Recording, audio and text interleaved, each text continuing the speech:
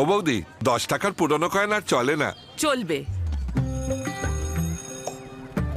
ও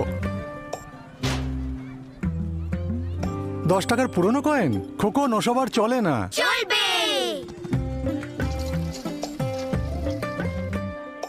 কত হয়েছে? 210 টাকা।